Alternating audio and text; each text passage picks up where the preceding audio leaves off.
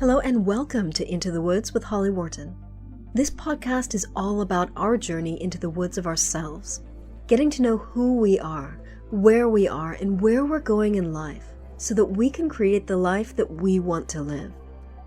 It's about deepening your connection with yourself, taking inspired action, and really trusting yourself and your intuition.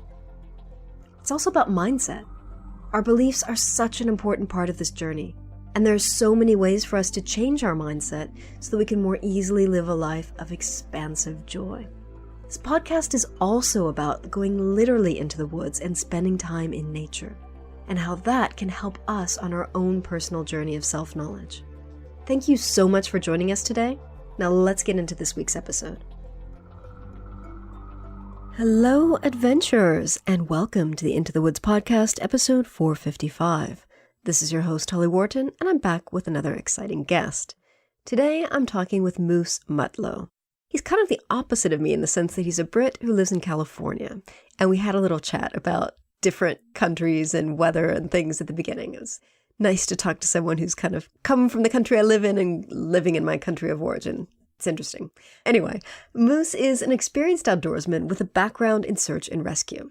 And this episode explores why we're so drawn to visit wild spaces and what these places give to us. We also discuss tips on how to survive and thrive in the wilderness, especially when we're new to getting out in wild places, or we're adventuring into wilder places than what we're used to. So, who is Moose Mutlow? Moose has been active in the outdoors around the world for more than 30 years as an instructor and guide. Currently based in the Yosemite National Park, he is the Senior Project Director for NatureBridge, the largest provider of environmental education in the U.S. National Park System.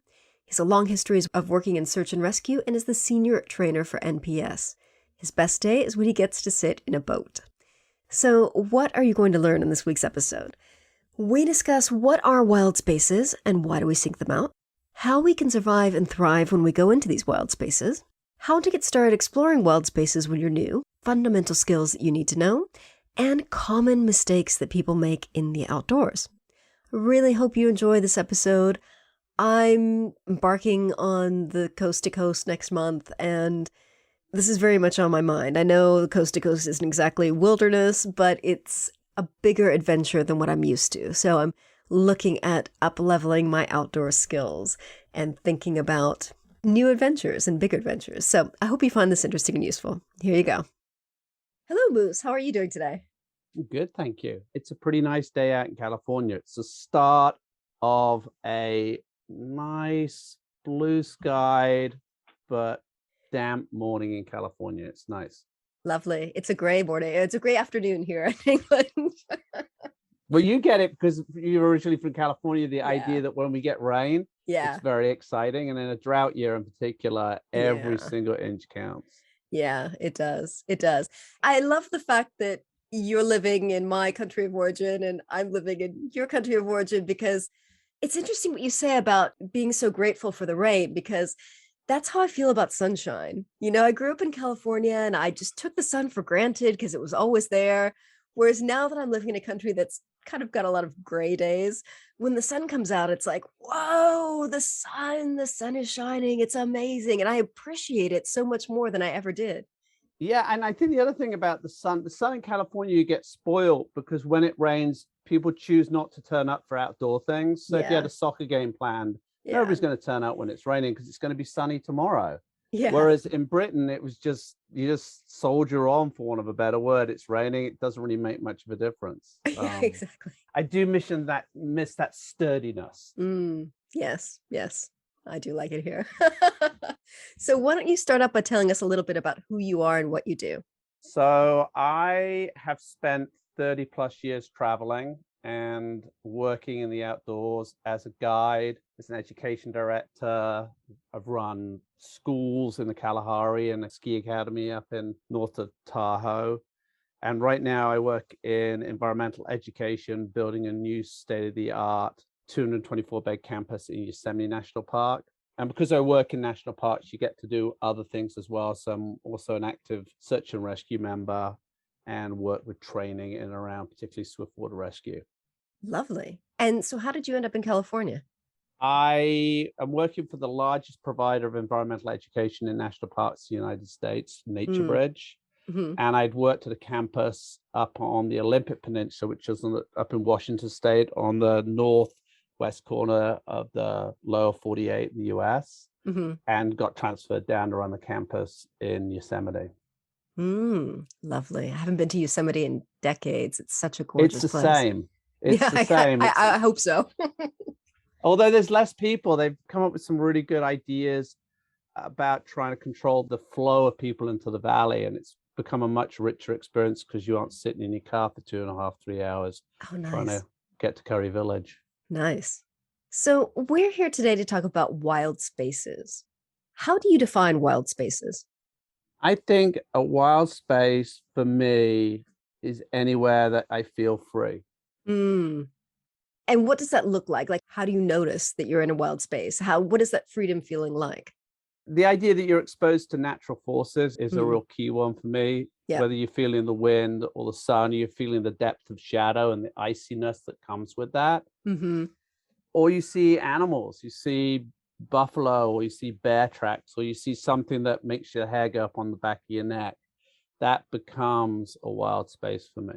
Mm. And why do you think you have felt called to visit wild spaces or to spend time in them? Because it was hard to track those spaces well as a kid when I was growing up. Mm. Where I grew up, we were lucky. We were right next to a place called Sutton Park, which I think is one of the largest municipal parks in the UK. Mm-hmm. And it's 7 miles around, and it has woodland, and it's crossed by roads, and it has lakes with dams. And it was a wild space as a kid growing up, but it still had people in it and golf Yeah. courses. And once I started traveling and sensing landscape that you could look out on, and there were less signs of towns or less signs of other people, that really appealed to me. And I wanted to get deeper into that isolation. Mm. Do you remember what was the first wild space you went to? The ocean. Mm. I think it was Bill Bryson, the writer, who says the only way that Brits get to escape is by standing at the seaside and looking out.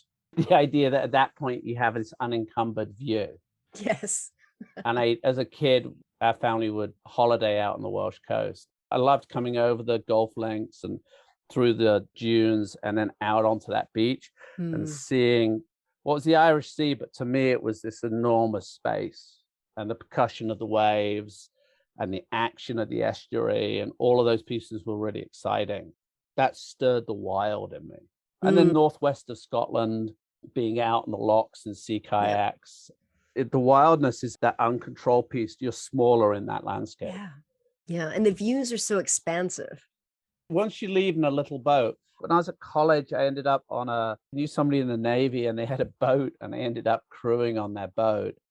On the southwest of England, you come out into the English Channel, and once you get a few miles out, you stop seeing any land. You don't see that break on the horizon, and you're isolated in that little world of the boat. Mm-hmm. There's something marvelous in that moment. Yeah. Yeah. I love that. And it's been ages since I experienced that as well. I haven't spent much time on the water or in the water since I moved here, actually. That might need to change. I did a trip in 2000, which was over 500 kilometers up in the Arctic Circle, where you fly in on an airplane and Nice. you touch down on an upland lake, and then the plane leaves and there's silence except for you and your expedition mates. Mm-hmm. And you spend weeks coming out from that location. You're just out in these mountains and out in this forest, and it's again, you're in that little boat, you're on the water and you're moving, but you're in this very small world that you're traversing this far greater world. And that is fantastically focusing and liberating at the same time. I remember watching a few months ago these YouTube videos that were based on these old DVDs from this guy. I think his name was Bob Prenicky. He's an American who had, back in the 60s, built a log cabin house by himself up in Alaska.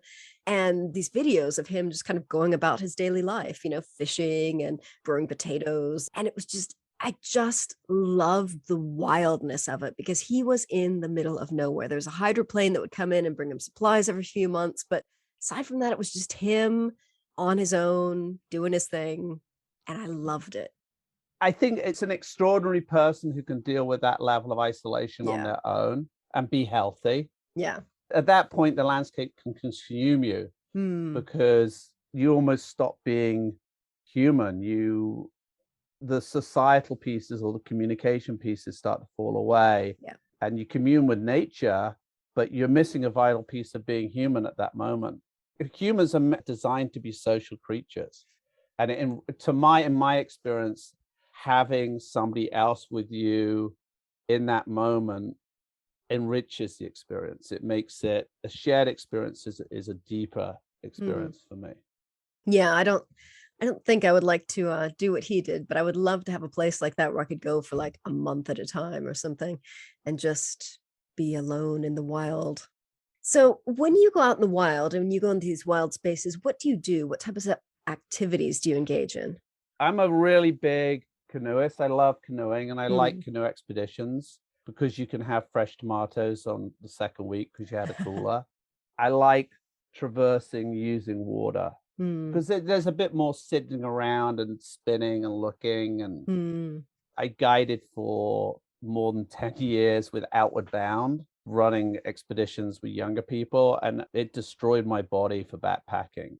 It was Oh. pre the super lightweight backpacking. We would carry ridiculously heavy loads for long periods of time, Mm-hmm. and it burnt any enthusiasm I have for that as a pastime. So it's always about boats for me, or it has to have a purpose, like fishing or Mm. mountain biking. Long haul mountain biking is another thing I really enjoy. And in the States, there's a lot of opportunity to do wilderness based trips that you can do long, multi ridge traverses that get you hundreds and hundreds of kilometers away from the point that you started.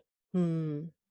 Yeah, I think that's one thing about not just North America, but the entire continent, the Americas, is you've got so much open space in large quantities. I don't know, like huge expanses of open space as compared to, like, as you said, the northwest of Scotland.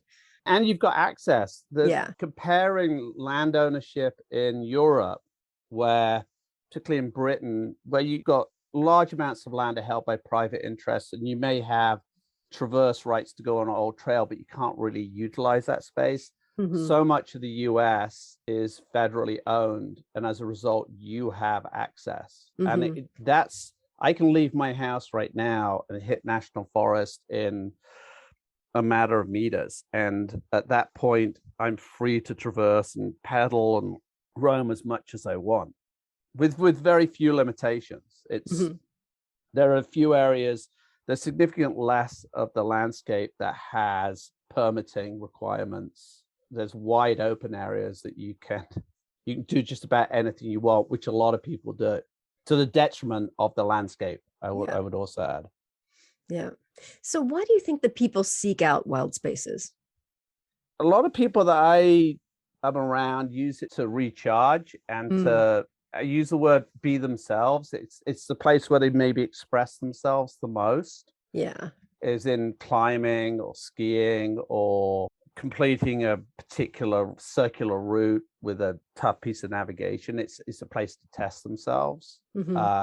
I seek out those spaces to stop being on the computer, to remove the digital overlord that just crowds out natural sounds and natural scapes. And I think there's a whole range of very personal reasons why people seek the solace of those spaces. And it's the full gambit. It's recharge, it's rediscovery, it's actually challenge and trying something new as well. You hear people say I conquered that, which I'm a little alarmed at, because you can't really beat it. Best you come to a stalemate and survive. Yeah, also that reflects kind of a colonial attitude. I don't know, like I'm going to go into this wild space and I'm going to conquer it and I'm going to dominate it. And I don't know, it's a bit problematic. And I think that the concept of wilderness is arguably a Western construct, because in the Wilderness Act in the United States actually talks about landscapes untrammeled by man. And this idea that it was untouched by human activity. And actually Most wilderness is being created by removing indigenous culture from the Yeah. landscape, Yeah. emptying it of people who lived there for millennia and denying that history. Then it becomes the idea of overcoming and owning, whereas most indigenous cultures, they didn't necessarily live in harmony, but they learned to live within the system. And there was a mutual benefit for sound practice. Whereas now, and while space, there's less of it and there's more pressure on it. And now we have competing interests in how to manage it or how to utilize it. Yeah. And so I hear wilderness managers talk about this is the way that you manage wilderness. That has no recognition of indigenous practice. Like in the United States, Western United States, there was a tremendous amount of use of fire on the landscape to regenerate, to control. And that's the same in Australia, where the long-term inhabitants of Australia use fire on that landscape to shape it in a way that has been denied for the last 150 years. And that loss of traditional practice has cost us tremendously. And so how do you think the landscape has suffered as a result? Well, in the United States, we have fires of the most incredible intensity because you've got 100+ years of fuel buildup that hasn't had any level of practice to reduce that understory. So you get crown fires that come through those ladder fuels and go to the top and burn with massive intensity and destroy everything. And in Australia, you've got fire cycles in eucalyptus with regular burns would have had lower intensity fires and now have these calamitous fires, which is linked to climate change as well. But the scale of the impacts would be less if we use more prescribed fire. Another one, a really good example, is removal of predators. If you look at deer populations in Scotland, like red deer populations in Scotland, are massively overburdening the landscape and arguably restricting the rebirth of the Caledonian forest because they just graze everything back. In the eastern United States, whitetail, by far the most dominant species in the woodlands and the forests. And so they've overgrazed and actually changed the way the forest looks because of their plague-like numbers. Once you bring predators back in, everything flips. So you've got Yellowstone, where wolves came back in, elk herds crash, and suddenly you have riverside alders starting to actually have a chance of sprouting along the sides of the rivers where they used to be grazed down. So I've forgotten the question. I'm sorry. No, I was asking you, how do you think the landscape has changed or suffered as a result of not having the indigenous practice of burning, controlled burns and things like that? As you've said, it goes beyond that. Yeah. So how can people survive and thrive when they go into wild spaces? What do people need to know? Well, you need to go out there with a little bit of knowledge. Yeah. So I think to decide to go out for a day hike around your local park and start to understand where north, south, east, and west are is a great place to start. So build really fundamental skills that are non-digital, and then find a mentor, find somebody to help you develop good practice in the outdoors. And that's everything from understanding how to layer when you go out on a hike through to actually you don't need to take 4 books with you on your first overnight. It's a lot of weight that isn't necessary. And arguably, if you've had a good day, a book's the last thing that you need. You're probably going to need another hour of sleep. Yeah. So you'll be exhausted. It's the idea of having simple adventure first and then becoming increasingly more and more complex in the way that you interact out there. Because to go up on the northwest of Scotland, for instance, and be up at Cape Wrath and be able to wander around that area, you kind of need to be ready for some wet, maritime, challenging weather. And to do any of those peaks like Fernaven up there, you need to have your wits about you, not because they're particularly tall or technical, but because they're really exposed. And that comes with some level of initial positive experience that builds and allows you to confidently develop your skills. And to let you develop kind of the gear that you need, the kit, the clothing, so that you can be comfortable in that weather, and to kind of learn how you can function in that weather, and to build the mindset that you can go out in that kind of weather and be okay. Yeah, and you don't need to have the greatest piece of gear. Like, I really enjoy it when people are talking about the latest piece of gear they've got that's got some micro breathable fabric. And that's great, but it costs you, I don't know how many dollars or pounds or euros to buy that. I did most of my trips as a kid in a really simple 100% waterproof cagoule because it was really effective out those in those downpours. And there's simple gear. You don't have to have complexity in the gear. Where the complexity should be is starting to develop deeper and deeper skills. So what are some of the fundamental skills that people need to have? Because I'm thinking some people who are used to going outdoors but not into wilderness might not know what they don't know. Yeah, so I think navigation, know where you are and where you want to go, is a great one beyond Google Maps. Now with satellite navigation, you press a button and you don't have to pay attention to your route because this voice in the background is going to say, turn left now. Yeah. And navigation is about having your eyes open and 360 scans to know what distant ridge is or which drainage you're going to head down, or where you're going to camp that night, is to be on top of that. So I encourage people to understand navigation, because if you know where you are or you've got a good guess, you can get yourself out of just about anything because you have a fixed point. And from that, you can figure out what your escape route is. I think the other piece of gear I always like to say is have a friend, is do an adventure with somebody. So you have two opinions on everything and you can start to come up with an idea. And then it's really just picking accessible adventure. Like I love the idea that, was it Wainwright who did all the books up in the Lake District? Yep.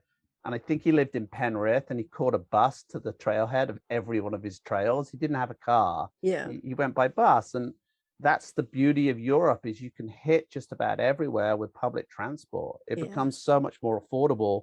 And then it becomes less cumbersome because you're carrying one bag. You're not adding bits into the back of the car. Oh, I might need this. I might need this. I might need this. You're actually right at the start figuring out essentially the essential gear that you want to carry, because that's all you can take. Yeah. Yeah. When you have to carry all of your gear on your back, that's when you start realizing what's a luxury and what's a necessity. Yeah. When I was 18 and 19, I went to Australia. And actually I was older than that. I was in 2021, and I had packed a backpack, and I'd read somewhere that pack a backpack, and if you're going on a long trip, and then take 30% of the stuff out of it. And that's what I did, and I didn't regret it. I started off with a lighter load. Yeah.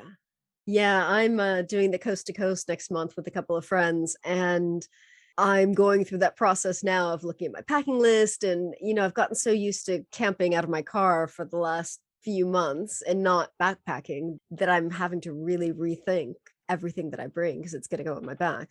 And less is more at that moment. Yeah. Because you have more energy and you're more comfortable and you're less distracted because you don't know which t-shirt you're going to have to wear that evening. That's the difference between being on a big raft expedition where you're pushing 1,200 pounds of gear down the Grand Canyon for 3 weeks. And you can take everything, and people take fancy dress because you're not really carrying it. You're just pushing it down the river. I did a backcountry patrol with a law enforcement ranger 7 or 8 years ago. And I got introduced to lightweight packing for the first time. And I did nearly a week out in the backcountry with less than 30 pounds on my back. And that was illuminating after rejecting backpacking so viciously after having taken kids through rhododendron nightmares in North Carolina for a decade. That opened my eyes to why people might choose to do it. I have a cooking stove that weighs less than a beer can empty. Ooh. It's a micro aluminium alcohol-based stove, and it's amazing. And I like that's a really good advancement over what we used to catch. We used to carry like the whisper lights and then 2 or 3 fuel cylinders and the wind guard, and it's so much simpler. Yeah, it is. It is. So what are the tips you have for people who might want to get started exploring wild spaces? Is there anything else that people need to know before they get started? I think there's really good training out there. I think there's a lot of parts of society and underserved communities that are denied opportunity because they don't see a person that they identify with who's there to help mentor them through their first experience. And there are increasingly programs out there that serve very specific communities. So whether it's LGBTQ or Asian community or BAM or whichever, there are more programs that really seek to help their own community. And I think you should always be able to look around with the access that we have to information online, that there's somebody out there who can probably give you a hand. And I think the other part of that is us as practitioners need to reach out our hands when we see people who are enthused or we see organizations making a difference and contribute, whether it's our time or money, to help foster a more inclusive outdoor community. Absolutely. Absolutely. And thankfully there's so much information now on YouTube. So you can watch someone else doing the hike, or you can watch someone else packing their bag. You can watch someone else getting ready for their adventure. And that can teach you a lot as well. And I think if you use it on an educational level where you're gaining information and you're gaining a bit of perspective, but it's also important once you head out to own your own adventure and not have somebody else's experience thereby govern the way you should be looking at it or you should be getting something out of it. Is all of these adventures should be done on your own terms, because at that point, when you aren't comparing yourself to some speed hike that's running up and down the Appalachian Trail or some latest wacky way of crossing the South Pole, and you're just having your own adventure, the pressure's off. You own it and it's yours, and you don't need to put it on Instagram and you don't need to blast about it and spray about it. It's just yours. That's where all the reward comes from. Yeah, absolutely. And finding your own way to do things. And I think the more you get out there into wild spaces and the more you have your own adventures, the more you'll learn about what your way is to do it. And you can kind of learn from other people, but adjust it for your style. There's around the paddling community, there's definitely the group that's right on the edge, that's running incredibly technical water with massive consequences if you get it wrong. And I am not that part of the community. I am much more I'm going to enjoy this in the moment, the people I'm paddling with, down some moderate water, and I will get the same level of release of satisfaction and enjoyment and excitement that people who are really pushing it on the edge, because they're doing it on their terms and I'm doing it on my terms. Yeah, it's interesting because I've done most of my adventures on my own. I always go camping on my own. I always go kind of hiking on my own. I do a lot of stuff on my own. And this is the first time that I'll be doing a long, backpacking trip with other people. And so I'm really curious to see how it goes, because I'm not used to managing the experience with other people. But I also think that's exciting. It is. The idea of embracing a shared experience and being able to look back on it beyond your journal. I have friends that we've done multiple climbing trips and bike trips and climbing trips. And when you get together, you tell the stories about those events. And that shared piece is the piece that deepens friendship and moves it to an intuitive level that is where you start to fully understand people. Shared experience, whether it's an adventure or through daily life, when you truly share an experience, that's where friendship crosses a boundary. I think in a virtual world where people believe they have friends in their virtual world across Instagram or Facebook or wherever that social media they're using, they aren't actually sharing an experience. They're sharing a screen. And it's not the three-dimensional visceral experience of laughing in the face of a storm because it's so bad, and you're like, oh, we're really having, and you're knocking snow off the tent for the 8th time, and you're going to be doing it all night. And there's the manic laugh that comes out of that shared experience, and we're going to get through it. that's such a powerful thing for when you're faced with other challenges in your everyday life.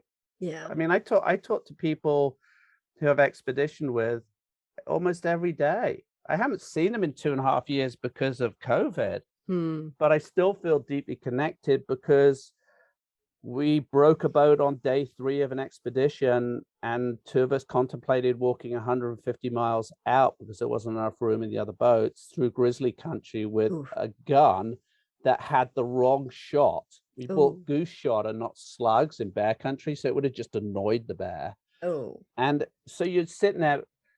Those are the experiences that you look back on that I remember Tim repairing the boat. And I remember Stephen saying, oh, they've got problems when it broke a second time. And I remember all these pieces because those are all the fabric of relationships that make us strong. Hmm. We're part of a tapestry. We're not a single thread. Yeah. Yeah, and I'm really looking forward to this because I am a very solitary person sometimes. And my husband and I are both trail runners. We often go out running together, but I would love to have this kind of adventure with him as well because I know that would be a really great shared experience. And you don't have to be in the same space as someone for the entire hike. Yeah. You can be 20 minutes apart and have Yeah. agreements about where you're going to meet up. You Yeah. can still find solitude in a group. The group Outward Bound I used to work with, they had an activity where we put kids and students out for 3 days on their own, and we'd monitor them at their solo sites. And it was this period of reflection and recharge during a very physical standard course, which is 3 weeks long.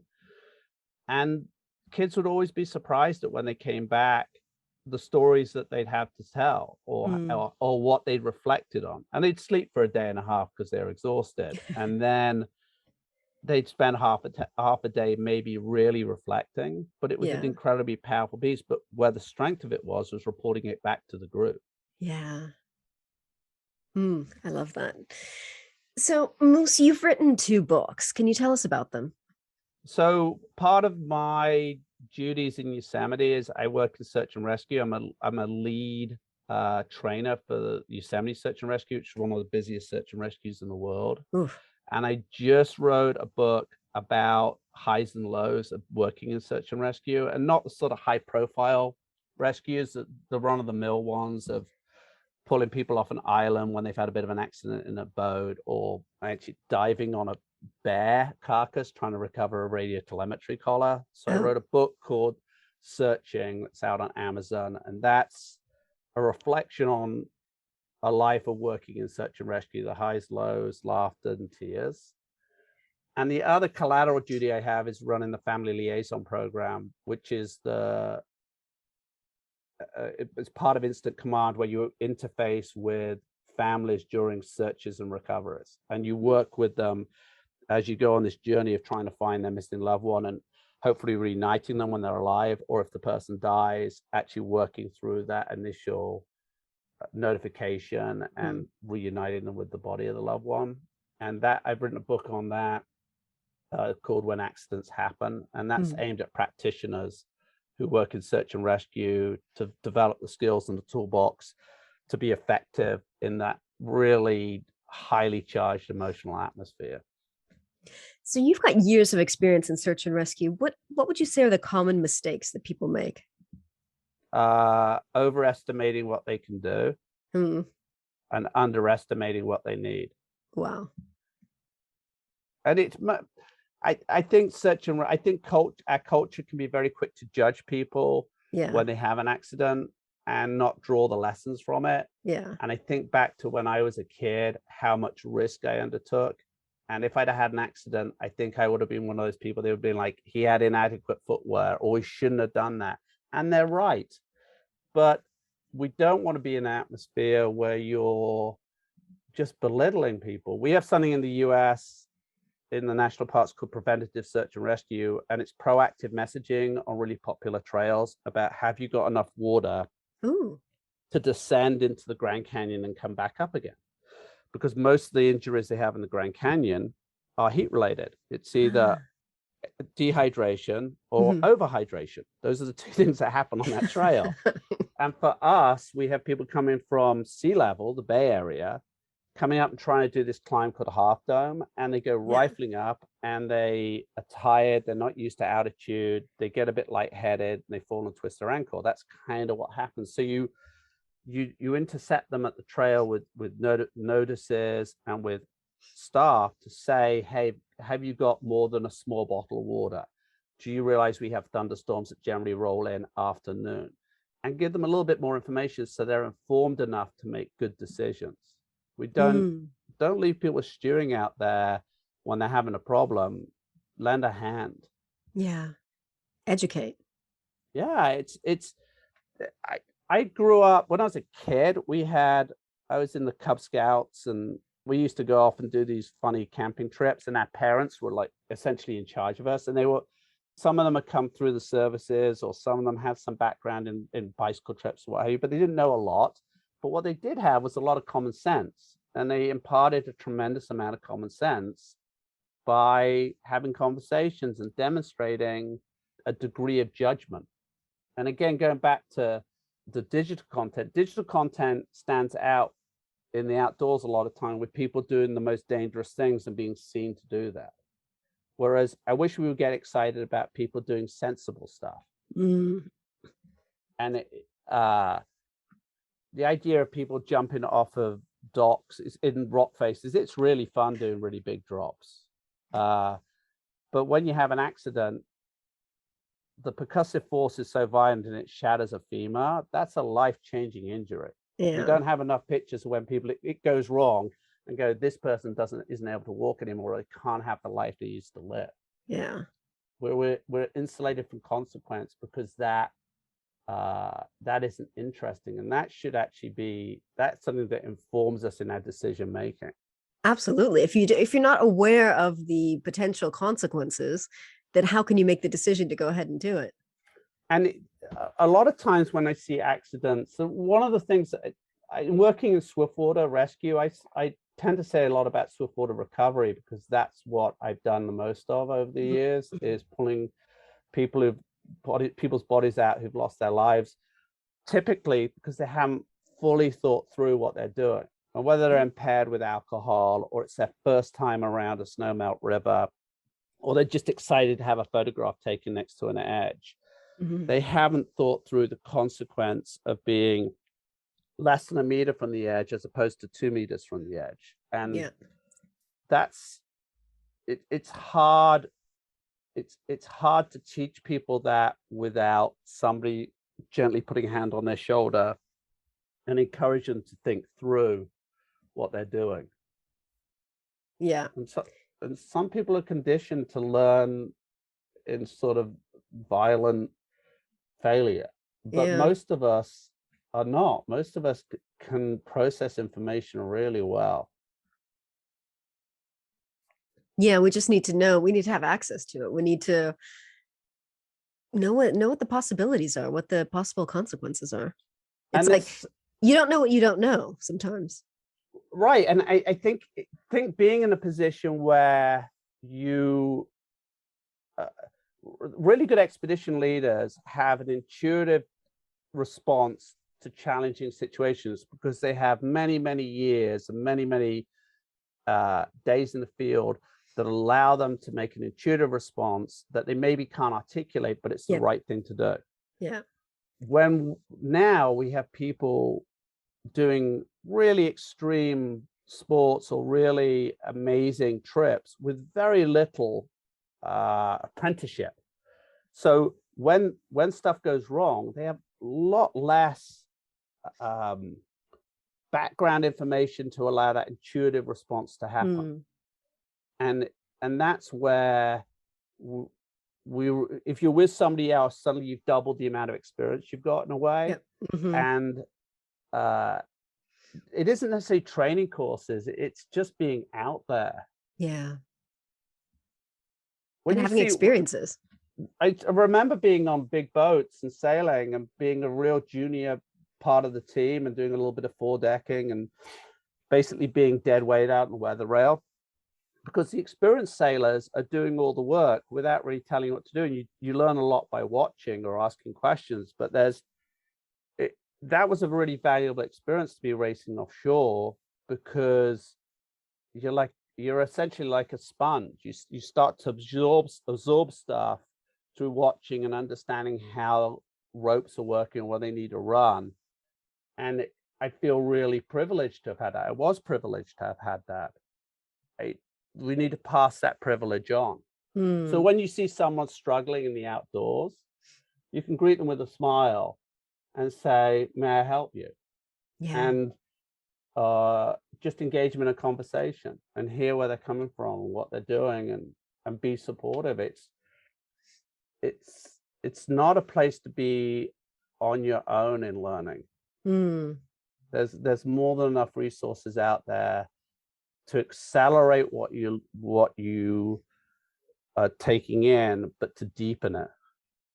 Yeah, absolutely. And that's part of the reason why I write the books that I do, because every time I walk a trail, I write a book about it. And part of the reason I do that is to share all of my mistakes so that hopefully other people can avoid them. And Brits love mistakes. We like the idea of failed expeditions where they become our heroes. Yeah. Actually, our heroes should be where the successes are. Yeah. I think that whole argument that's resurfaced now with Shackleton and Scott's a really good example. I grew up with Scott, seeing Robert Falcon Scott as the hero, and actually Shackleton was a far greater, more accomplished leader in so many ways because all his crew survived and he made really critical decisions and he overcame incredible odds. You always question who your heroes are, but you should be questioning them because it may be what you're being told, but it's actually not true because it fills a narrative at that time. Yeah. And I'm much more romanced by the smaller scale adventures. There's a writer called Robin Davidson who went across the interior of Australia in the 70s, maybe, with camels. She didn't know anything about yes, camels. of course. Yeah. And it's the most amazing story.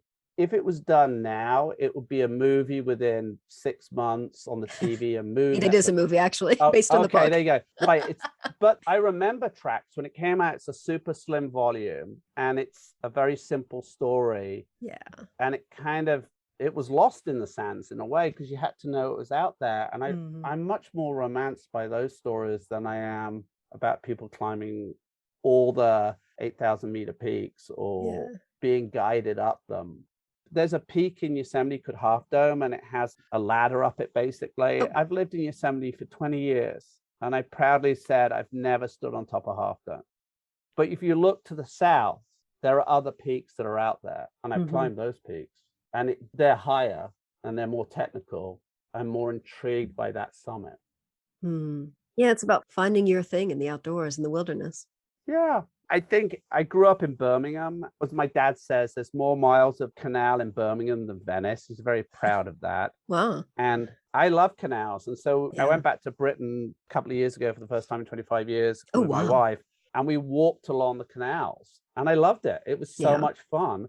And I remember being on the canals in a boat. I remember walking canals. And it's this amazing riverway that has this industrial history, but it has this wildness about it too. And it's like this whole subworld. Oh, it's the most amazing thing. It's under the city in places. I think that Britain is blessed because you can have an adventure just about anywhere, particularly on a Sunday morning. When the cities are asleep, there's amazing wildness out there of quieter landscape. I think kids growing up, if they can find that backyard adventure, their eyes will open to a distant horizon and they'll walk towards it if they're given the right level of support and encouragement. That's what we need. We need people to have that optimism for the far horizon because that finds solutions to the environmental challenges we face. We live in a pessimistic world because we're faced by challenge. And actually exposure to the natural world shows you how resilient things can be. And there's a lesson there for all young people. Absolutely. And I think exposure to the natural world also gives you more respect for it. Yeah, I think if you have the chance I had a kid up in Seattle who we went up this big mountain and he was sitting there and he had his hand out. The view was totally closed in. You couldn't see anything. It was pretty miserable and wet. And we were going to come off the summit pretty quick. And he had his hand out and he just kept putting his hand up and seemingly grab at something in the air. I asked him what he was doing. He said he wanted to go home and tell his parents that he touched a cloud. Oh, That simplicity is beautiful. Doesn't necessarily completely flip someone's life, but it can be a golden thread that they refer back to later, or it can be the piece that illuminates them later in life, that they remember that Yep. feeling, they remember Mhm. that experience. And so the more that you can have people connect to their immediate environment and understand how they can have a positive effect rather than a negative effect is a good Mm, thing. absolutely. Moose, thank you so much for joining us today. Where can people find you online and connect with you and learn more about what you do? I'm on moosemutlow.com. I'm on Instagram at moosemutlow. And you can find me on Amazon, Yep, I will link to Moose that. Mutlow author page. And on my website, I've got interviews and things I've written and trainings that I'm running. Great. Well, thank you. Well, thank you very much. I've enjoyed the chat and have a fantastic time on the coast to coast. Oh, thank you. I can't wait. Please drop me a line and let me know what you thought of this week's episode. You can email me at holly@hollywharton.com or find me online and get in touch there. If you enjoyed this episode, you might want to check out these related episodes. 437, I talk with Sean Anderson about adventures on the Camino Primitivo in Spain. 424, Courtney Clifton and I talk about FKTs and misadventure in the mountains. 423, Lois Wagner and I talk about adventures, misadventures, and learning resilience. 414, I talk with Rebecca Walsh about solo hiking for women. And 368, I talk with Yvette Webster about how to take your hiking to the next level. Very much related to this. So, I hope you found this interesting and useful, and thank you so much for listening. If you enjoyed this episode, please leave a quick review on Apple Podcasts or wherever you listen to podcasts. Next week, I will be back with another exciting guest. I have a returning guest who's coming back. I'm very excited to talk with her, and I will keep the topic a secret. You will learn more next week. Remember to visit hollywharton.com/455 in the meantime for the show notes on this episode. Thank you so much for listening, and happy trails to you. Thanks so much for listening to Into the Woods with Holly Wharton. You can find more information about today's episode, including links for topics that were discussed, at hollywharton.com. That's HOLLYWORTON.com. If you'd like to connect with other listeners and get support on your journey, I would love for you to join my private community on Patreon. That's patreon.com/Holly Wharton. That's patreon.com/Holly Wharton. Thank you so much for listening, and I look forward to seeing you next week.